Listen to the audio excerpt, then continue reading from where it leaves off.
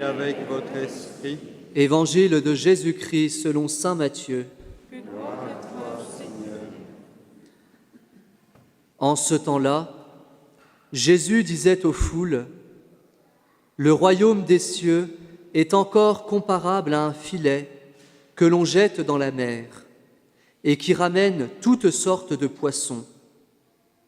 Quand il est plein, on le tire sur le rivage, on s'assied, on ramasse dans des paniers ce qui est bon et on rejette ce qui ne vaut rien. Ainsi en sera-t-il à la fin du monde. Les anges sortiront pour séparer les méchants du milieu des justes et les jetteront dans la fournaise. Là, il y aura des pleurs et des grincements de dents. Avez-vous compris tout cela ? Ils lui répondent « Oui ». Jésus ajouta « C'est pourquoi tout scribe devenu disciple du royaume des cieux est comparable à un maître de maison qui tire de son trésor du neuf et de l'ancien. » Lorsque Jésus eut terminé ses paraboles, il s'éloigna de là. Acclamons la parole de Dieu. Louange à toi, Seigneur Jésus.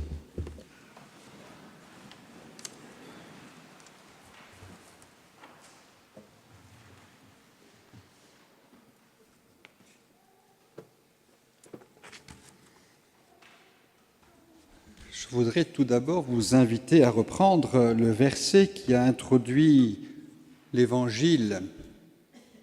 Seigneur, ouvre notre cœur pour nous rendre attentifs aux paroles de ton Fils. Cela nous rappelle que nous avons besoin de l'Esprit Saint pour être conduits jusqu'à l'intelligence des Écritures. Nous avons besoin de l'Esprit Saint pour découvrir que cette parole écoutée est une parole de vie, une parole à vivre. Nous avons besoin de l'Esprit Saint pour aller trouver la force de l'audace et du courage, parce que nous savons bien que l'objectif n'est pas simplement d'entendre, mais de mettre en pratique ce que nous avons écouté. Oui, Seigneur, ouvre nos cœurs pour que cette parole de Jésus, qui vient nous ouvrir au mystère du royaume, trouve en nous un terrain favorable, afin que dans la diversité de ce que nous sommes, les uns et les autres, nous puissions porter du fruit. Une question que nous pose Jésus après l'avoir posée à ses disciples, alors qu'il vient de les enseigner longuement sur ce royaume des cieux. Avez-vous compris tout cela ? Plusieurs paraboles ont été mises en lumière par Jésus pour conduire ses disciples à la contemplation du royaume des cieux. La parabole du semeur, celle de l'ivraie, celle de la graine de moutarde, celle du levain, celle du trésor et de la perle. Et aujourd'hui, la dernière, le filet. L'objectif, c'est de nous aider à découvrir ce mystère du royaume des cieux, qui n'est pas à découvrir dans les rêves ou dans les projections pour plus tard, mais qui est à découvrir dans ce que nous sommes aujourd'hui en train de vivre. Car c'est bien là que le royaume s'actualise. Nous ne demandons pas dans notre prière au Père que ton règne vienne plus tard. Non, nous lui demandons qu'il vienne aujourd'hui. Mais si nous lui demandons qu'il vienne, c'est parce que nous nous disposons nous-mêmes à être les artisans de l'avènement de ce royaume. Et c'est cela que Jésus veut faire comprendre à ses disciples. C'est bien dans le cœur de chacun d'entre nous que ce royaume va voir le jour. Et s'il voit le jour dans notre cœur, alors comme nous serons rayonnants de cette présence de Dieu en nous, c'est ce royaume que nous transmettrons aussi et que nous construirons avec les autres. Comme le disait déjà le livre de l'Exode, c'est bien chaque jour que la lumière de Dieu illumine, non pas simplement l'attente de la rencontre, mais ce que nous sommes nous-mêmes, puisque nous sommes le lieu où désormais Dieu aime à demeurer. Nous sommes donc chacun d'entre nous ce lieu de rencontre avec Dieu. Bien souvent, nous sommes préoccupés par l'immédiat, tout de suite. Et Jésus vient aujourd'hui, une nouvelle fois, nous ouvrir à une autre perspective. Il nous invite à regarder plus loin, pas simplement avoir le regard tourné vers le bout de nos pieds, mais en élevant le regard, la fin du monde. Ce n'est pas nécessairement un sujet dont nous parlons beaucoup, mais c'est présent dans l'Évangile de ce jour. Il parle de la fin du monde, en précisant que c'est à ce moment-là qu'il y aura un discernement. Le royaume dans la perspective de cette fin du monde.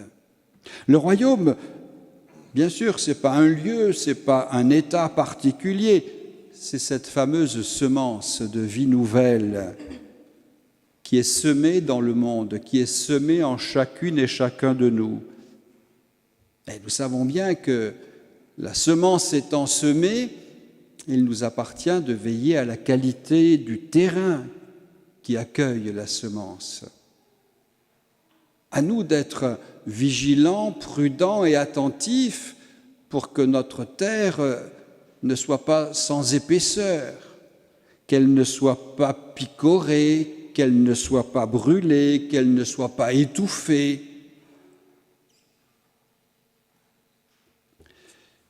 La semence, parfois, nous paraîtra même totalement insignifiante, comme la fameuse graine de moutarde. Aux yeux du monde, cela n'a pas grande valeur. Et nous savons que dans l'Évangile, certaines choses sont bouleversées. C'est le petit qui devient grand. C'est le serviteur qui est aussi le maître. C'est le dernier qui devient premier. Tout ceci aide les disciples et devrait nous aider à découvrir ce fameux royaume et ce qu'il signifie. Nous avons reçu en nous comme un levain. Et le levain, c'est notre présence au milieu du monde. C'est bien à nous que Jésus confie cette mission surprenante, d'être levain au milieu de la pâte. Et le levain, il en faut peu pour que toute la pâte lève. Et c'est bien là notre responsabilité. Peu nombreux, mais plutôt que de nous désoler sur le peu nombreux, réjouissons-nous d'être le levain avec cette belle mission de faire lever l'ensemble. Ne soyons pas effrayés par le poids écrasant de la farine, mais ayons le souci d'être un vrai levain et un levain de qualité, qui a une force au-delà de ce que nous pouvons imaginer. Oui, aujourd'hui, nous sommes invités à jeter le filet et le jeter le plus largement possible. Parfois, peut-être, il nous semblera que, après avoir jeté le filet, nous n'avons pas rapporté grand-chose. Et nous entendons la demande de Jésus, mais jette-le encore une fois, et tu pourras être surpris. Oui, soyons prêts à jeter le filet au-delà des résultats immédiats.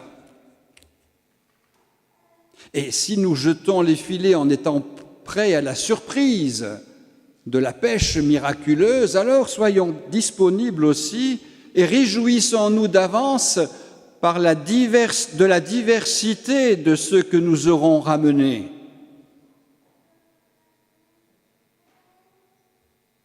Et puis, il y a une question qui peut peut-être nous poser quelques soucis dans la parabole que nous venons d'entendre. Il est question d'un tri. On mettra de côté, de l'autre. Rappelons-nous que lors de la parabole de l'ivraie, Jésus disait que le partage entre l'ivraie et le bon grain se ferait à la moisson. Et aujourd'hui, le partage entre entre ce qui est bon et ce qui est mauvais se fera à la fin du monde. Et ce sera la mission des anges. Alors, on peut déjà constater deux choses. Nous ne sommes pas encore à la fin du monde et nous ne sommes pas les anges. Ce qui signifie que le tri ne relève pas de notre responsabilité, de nos caprices, de nos désirs, de nos fantasmes. Ce n'est pas à nous à dire « toi tu es bon, toi tu es mauvais ». Notre mission, c'est d'être au service du filet qu'il nous faut sans cesse jeter. Car si nous cessons de jeter le filet, alors bien sûr, plus rien ne sera ramené. En disant cela, Jésus désigne plus ou moins tous ceux qui se sont donné l'autorité de discerner et de désigner qui est juste, qui est injuste,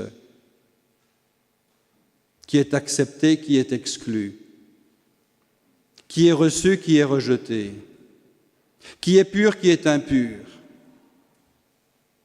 Car il n'y a pas que les grands prêtres de l'époque de Jésus. C'est une catégorie qui est toujours bien vivante, aussi bien dans le monde que quelquefois dans nos communautés. Oui, notre mission, c'est d'être au service du filet à jeter.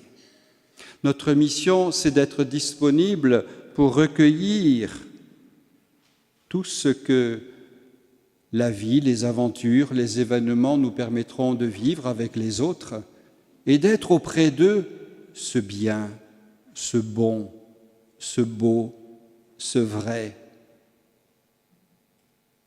qui va leur montrer un chemin, qui va les aider à changer, parce qu'ils constateront qu'en nous, ce changement a eu lieu. Nous n'avons jamais fini d'avancer sur ce chemin de la conversion. Et toutes ces paraboles qui nous ont été données par Jésus sont au service de cette conversion de notre cœur.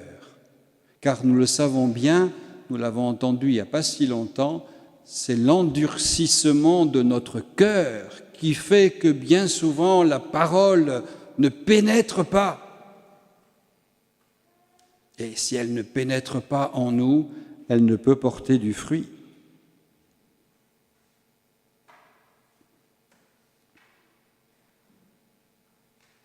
Avons-nous bien compris tout cela ? Les disciples, ce jour-là, disent d'une manière un peu enthousiaste, oui, bien sûr. Il leur faudra encore un peu de temps pour entrer dans la compréhension plénière de ce message, comme il nous faut du temps à nous aussi. Mais restons disponibles et en ce sanctuaire, cela fait partie du message qui nous est transmis. Restons disponibles pour vivre la conversion de notre cœur.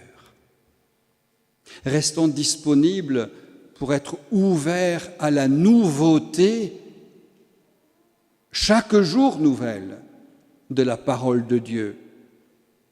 Nous sommes pétris par une histoire, mais nous sommes disponibles à la nouveauté des appels du Seigneur. Nova et vetera, du neuf et du vieux. Ne nous replions pas sur l'un ou sur l'autre. N'oublions pas qu'entre les deux, il y a et non pas ou. Soyons fondés sur la parole de Dieu, mais laissons cette parole de Dieu avoir une actualité surprenante pour que nous soyons les témoins authentiques aujourd'hui de l'avènement du royaume. Amen.